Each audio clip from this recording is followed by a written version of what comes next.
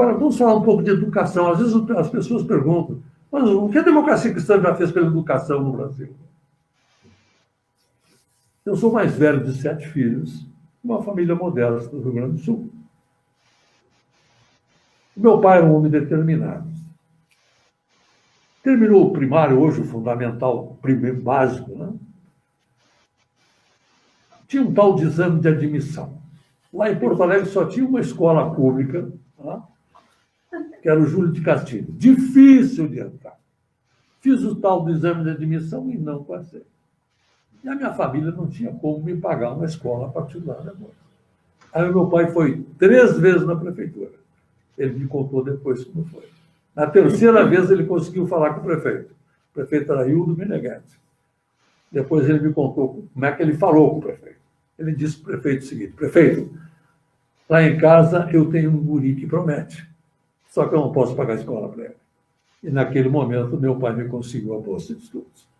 Com essa bolsa de estudos fiz o colégio, no Colégio Rosário, o Colégio Marista, depois o científico, depois, com a mesma bolsa de estudos, fiz 2 faculdades na PUC, Filosofia e Direito, né? E na Constituinte contei a minha história. E na tribuna disse: eu estou aqui hoje porque um dia eu tive a oportunidade de estudar.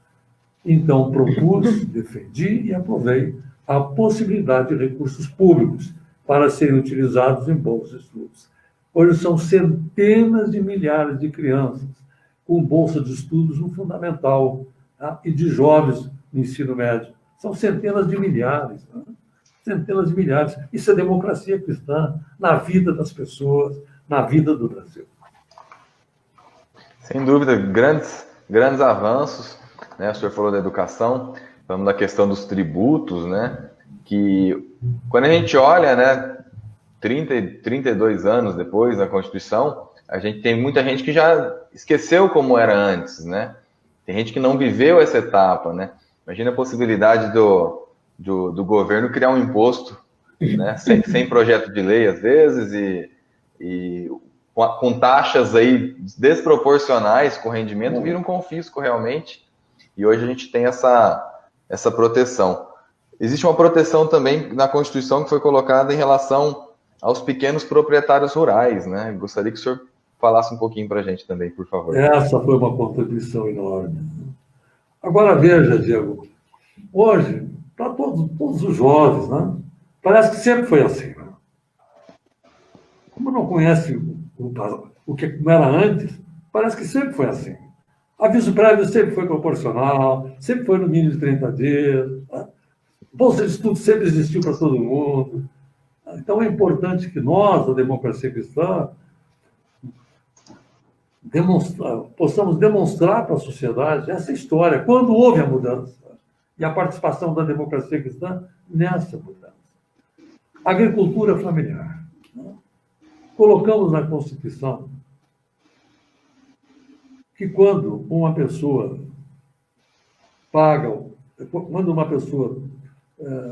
trabalha só ou com a família, ela não paga o imposto territorial rural. Isso teve um resultado assim, fantástico no campo, um incentivo imenso para a agricultura familiar. E nós estamos falando de milhões de pequenos produtores rurais que no Brasil inteiro não pagam o imposto territorial rural.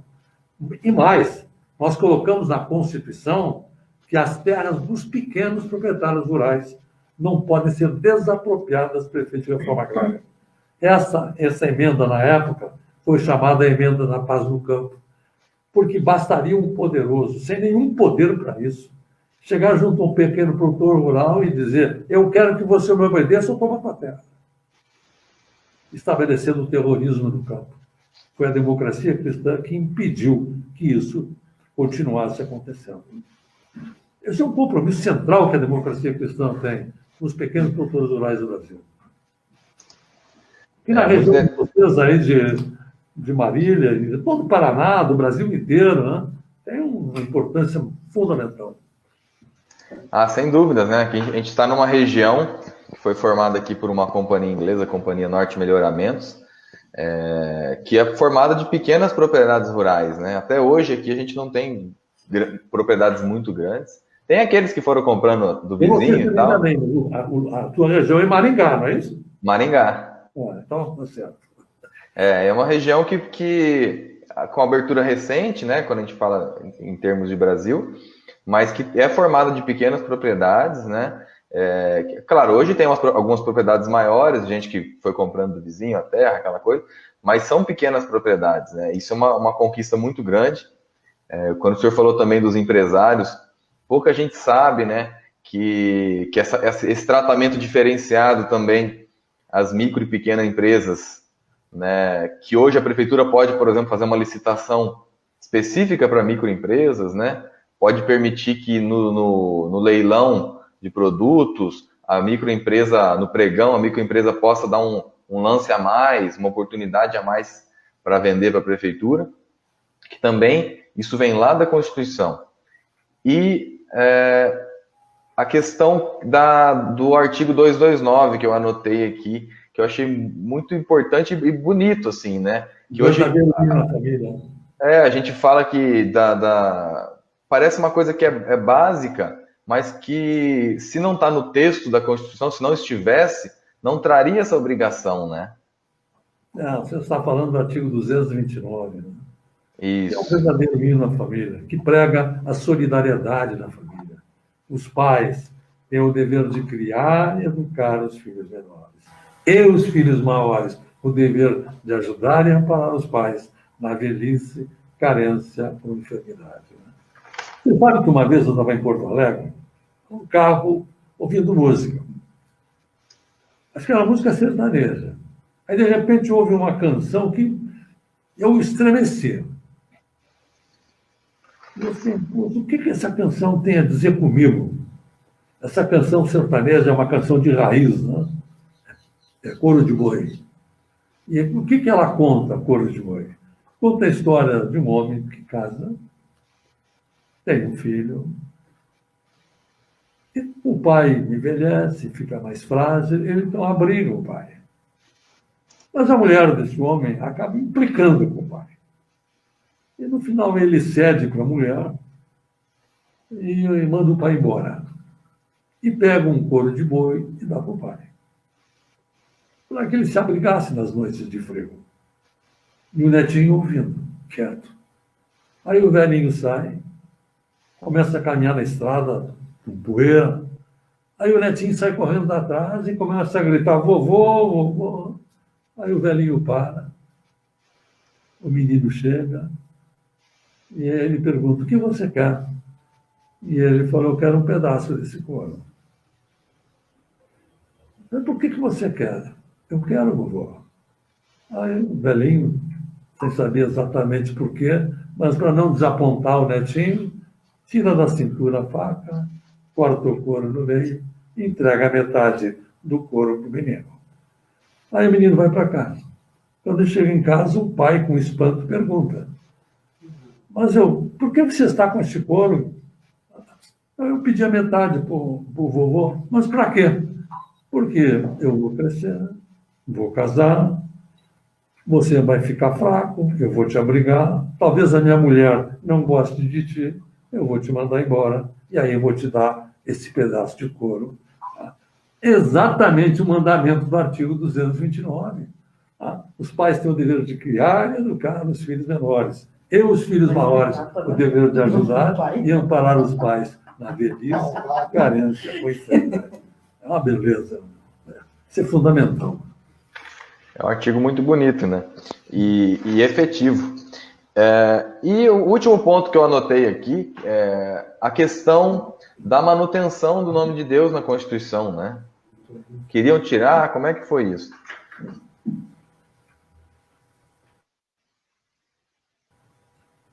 Esse foi um momento que poderia ter sido trágico na Constituição. Um pequeno grupo propôs que fosse retirado do preâmbulo da Constituição, do início da Constituição, o nome de Deus. E embrulharam para presente a proposta. Nada contra o nome de Deus. De jeito nenhum. Só que a Constituição é um documento laico, Não tem nada que envolveu o nome de Deus nisso. E assim, embrulhada para presente, essa proposta começou a andar. E foi a voz da democracia cristã que se levantou para derrotar a proposta. Me lembro como se fora hoje. Fui à tribuna, olhei aquelas centenas de constituintes,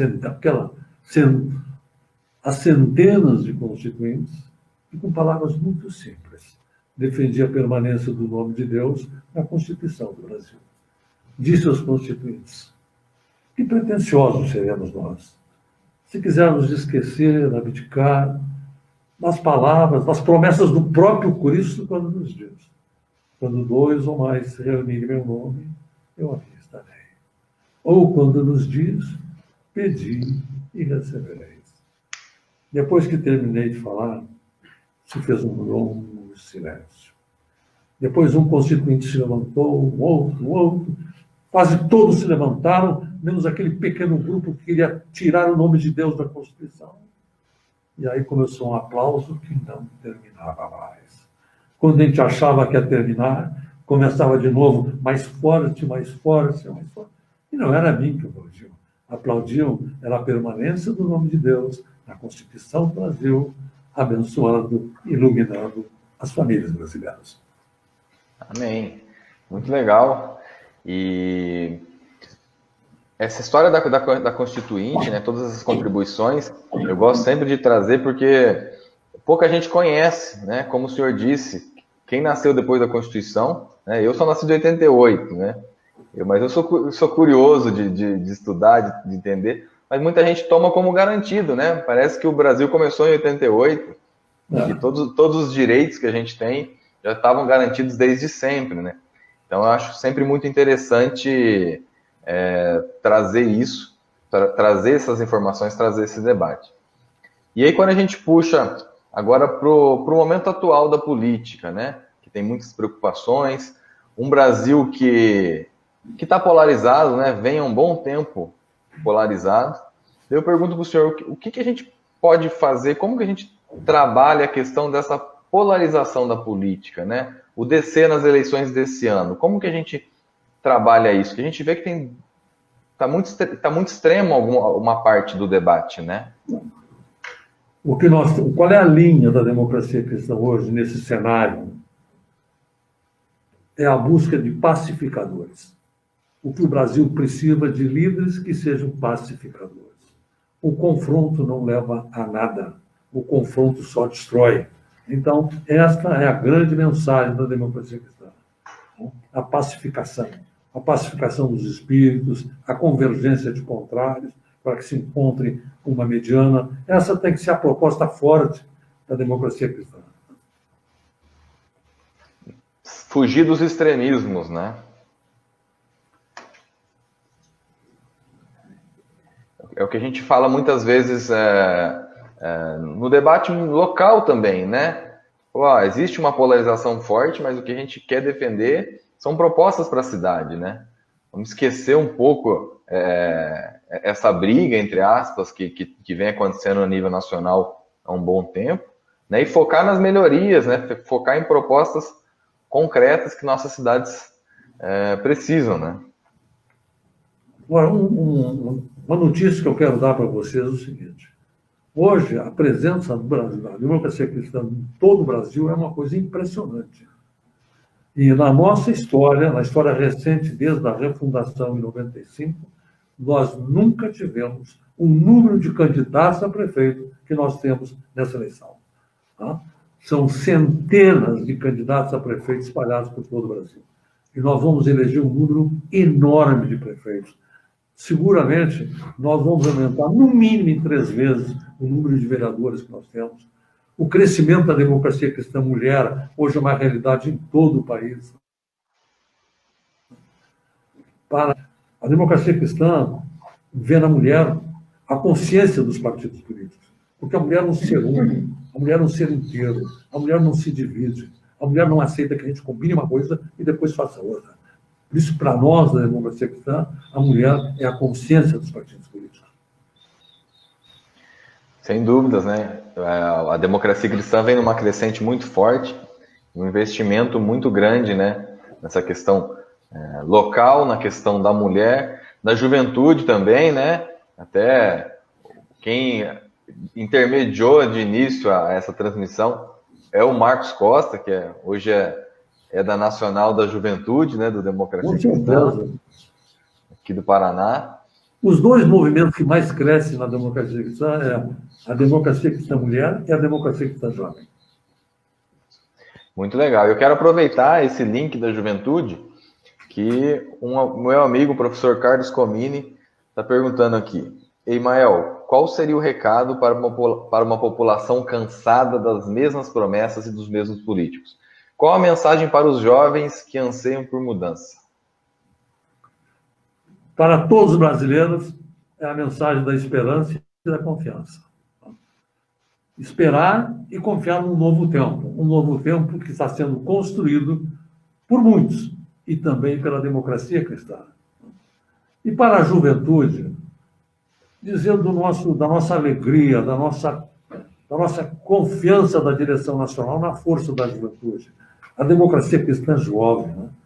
Nós tivemos no encontro da juventude lá em Brasília, quando eu vi a mesa composta dos nossos líderes jovens, e eles se expressando, eu tive uma emoção imensa, porque ali eu vi o futuro da democracia cristã. E aquela confiança que a democracia cristã se perpetuará sempre. Né? Porque ali estavam os nossos líderes jovens, aguerridos, com garra, com alegria, confiança, com conhecimento de presente e visão do futuro. Então, aos jovens da democracia cristã, meu abraço, meu estímulo e a minha confiança. Legal. Obrigado, Emael. Eu quero aproveitar para mandar um recado para quem quer mandar um abraço para quem está nos assistindo. Bastante gente aqui mandando um alô. A minha amiga Elis Regina, o Alan Veronese, que é pré-candidato a vereador aqui em Paysandu. A minha esposa Suene, que está assistindo, obrigado. O Ricardo, o Marcos Costa, a Deise, que é a professora Deise, que é pré-candidata a vereadora, a professora Andréia Fontini, o Toninho da SIC, que é pré-candidato a vereador em Curitiba, também está nos acompanhando, o Cleiton, a minha mãe está assistindo, a Ângela, obrigado, a Roseli Shen, a Neide, o professor Carlos Comini, o Caio Zeller, que é da Baixada Santista, está mandando um abraço para o senhor. O Ivan Caingang, grande liderança indígena aqui do nosso estado do Paraná, também está mandando um abraço. O Matheus Gonçalves, o Thiago Valenciano, de Maringá, aqui do lado, falando aqui que é seu fã, fazendo uma defesa aqui, legal. Emael, quero mais uma vez te agradecer por essa oportunidade de estar batendo esse papo aqui com você. Como eu disse, eu tinha ouvido o senhor falar em Curitiba, achei muito interessante e tenho certeza que foi de grande valia para todo mundo que está nos assistindo. Aprendi muito durante essa transmissão e tenho certeza que essa nossa conversa deu um ânimo a mais para os nossos pré-candidatos aqui, de conhecerem mais o que a gente defende, o que a gente luta. E eu gostaria de passar a palavra para o senhor para a gente caminhar para o nosso encerramento. Obrigado. Bom, inicialmente eu quero registrar o meu apreço pelo presidente estadual Walter, né, o trabalho que ele está fazendo, pelo líder maior da democracia cristã no Brasil, o Marcos, né, da democracia cristã jovem, e homenagear Luiz Adão. Luiz Adão foi presidente da democracia cristã por tanto tempo no Paraná. E foi e é uma das grandes lideranças políticas da democracia cristã no Brasil. Parabéns pela iniciativa deste programa, que já deu frutos. Nós vamos começar a fazer isso agora com os diretórios estaduais. Vamos chegar a todos os diretórios estaduais e vou sempre assinalar que a ideia nasceu deste programa, dessa oportunidade. E, mais uma vez, meu abraço a todos os democratas cristãos do Paraná, todos os democratas cristãos do Brasil. E vamos todos juntos construir uma sociedade livre, justa e saudável. Legal. Muito obrigado a todos que estão nos assistindo e, claro, especialmente a você, Imael. Mais uma vez quero dizer que é uma grande oportunidade para mim, uma honra poder fazer esse bate-papo aqui com você, que fez e faz muita diferença na história do Brasil. Muito obrigado, um grande abraço.